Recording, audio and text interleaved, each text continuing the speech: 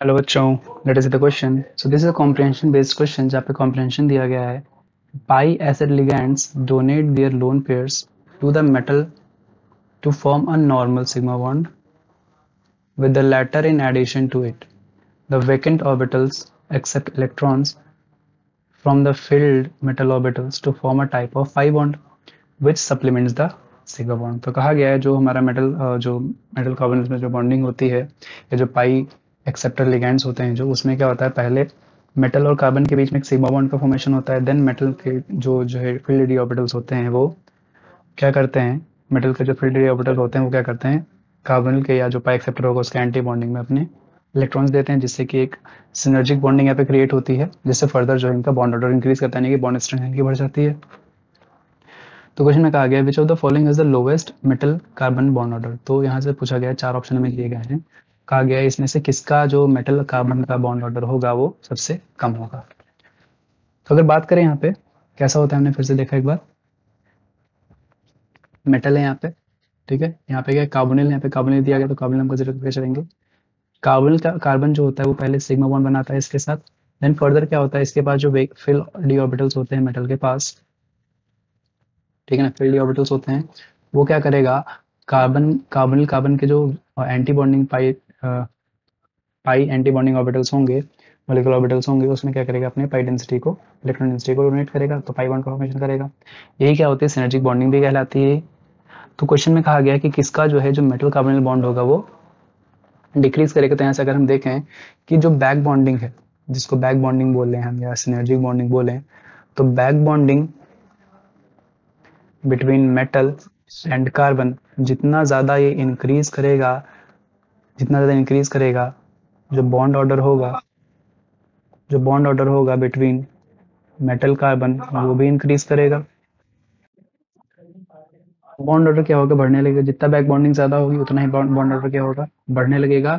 और इसका वजह बॉन्ड ऑर्डर बढ़ता है तो क्या होता है, फिर जो बॉन्ड ऑर्डर होगा ऑफ जो है कार्बन ऑक्सीजन, जो कार्बन ऑक्सीजन कार्बोनिल का होगा उसमें बॉन्ड ऑर्डर क्या होगा, डिक्रीज करने लगेगा। तो हमें इससे नहीं मतलब है, हमें मतलब है इन दोनों से, तो हम इन दोनों पॉइंट्स को ध्यान में रखेंगे। अब ये जो बैक बॉन्डिंग में कैसे बढ़ेगी, हमने कहा इलेक्ट्रॉन डेंसिटी मेटल डोनेट करता है, तो इलेक्ट्रॉन डेंसिटी जैसे जैसे इंक्रीज करेगी on metal, on central metal बोले यहाँ पे हम, ऑन सेंट्रल मेटल आयन, ठीक है ना, वैसे वैसे क्या करेगा, बैक बॉन्डिंग बढ़ेगा, वैसे वैसे क्या होगा, बैक बॉन्डिंग बढ़ेगा। और जब बैक बॉन्डिंग बढ़ेगा तो बॉन्ड ऑर्डर भी क्या हो जाएगा, बॉन्ड ऑर्डर भी क्या होगा, मेटल कार्बन का इंक्रीज करने लगेगा। और इलेक्ट्रॉन डेंसिटी बढ़ाने के लिए क्या फैक्टर्स हमारे पास हैं, इलेक्ट्रॉन डेंसिटी कैसे बढ़ेगा, हम कहेंगे जितना कम चार्ज होगा, less the positive charge, less the positive charge, और या फिर हम बोले क्या, greater the negative charge, greater the negative charge. जितना कम पॉजिटिव चार्ज होगा उतनी ज़्यादा इलेक्ट्रॉन डेंसिटी होगी उसके पास, उतना ही वो डोनेट करेगा बैक बॉन्डिंग में। या फिर जितना ज़्यादा नेगेटिव चार्ज होगा उतना ही उसके पास बैक बॉन्डिंग करने के लिए इलेक्ट्रॉन डेंसिटी होगी। तो यहाँ पे अगर हम देखें, जो हमको दिया गया है NiCO4 दिया गया है, ठीक है, NiCO4 दिया है। देन हमें क्या दिया है, CO4 दिया है, ठीक है, इस पे एक नेगेटिव है, यानी कि जो नेगेटिव होगा क्या, फिर बात करेंगे इसके बारे में। देन हमें दिया है FeCO4, 2 नेगेटिव दिया है। एंड देन लास्ट में हमें दिया है MnCO6 और पॉजिटिव चार्ज पे दिया है। अब अगर यहाँ पे सेंट्रल मेटल एटम का हम जो है ऑक्सीडेशन नंबर यहाँ पे देखें तो क्या होगा, यहाँ पे कार्बन पे 0 होगा तो निकल हमारा 0 स्टेट में होगा। कोबाल्ट में क्या होगा, -1 होगा। आयरन में क्या होगा, -2 होगा। और यहाँ पे +1 होगा। तो यहाँ पे हम देख रहे हैं कि सबसे ज्यादा इलेक्ट्रॉन डेंसिटी किसके पास है, FeCO4 के पास है। FeCO का मतलब जो आयरन का कॉम्प्लेक्स यहाँ पे, सबसे कम इलेक्ट्रॉन डेंसिटी किसके पास होगी, मैंगनीज के पास होगी। तो यहाँ पे हम बोलेंगे क्या कि जो इलेक्ट्रॉन डेंसिटी का जो डिक्रीजिंग ऑर्डर है वो क्या है, वो है FeCO4 के पास मैक्सिमम है। देन कम्स CO, कोबाल्ट का जो कॉम्प्लेक्स है कार्बोनिल का, इसके पास। उससे कम किसके पास है, उसके कम निकल कॉम्प्लेक्स के पास है। और सबसे कम किसके पास है, Mn, मैग्नीज का जो हेक्सा कार्बोनिल कॉम्प्लेक्स है, क्योंकि से पॉजिटिव चार्ज है, ठीक है ना। तो अगर इलेक्ट्रॉन डेंसिटी का ये डिक्रीजिंग ऑर्डर है तो यही क्या हो जाएगा, बैक बॉन्डिंग का भी हो जाएगा। और जब यही बैक बॉन्डिंग का होगा तो बैक बॉन्डिंग का जब ऑर्डर होगा तो बॉन्ड ऑर्डर का भी यही ऑर्डर रहेगा।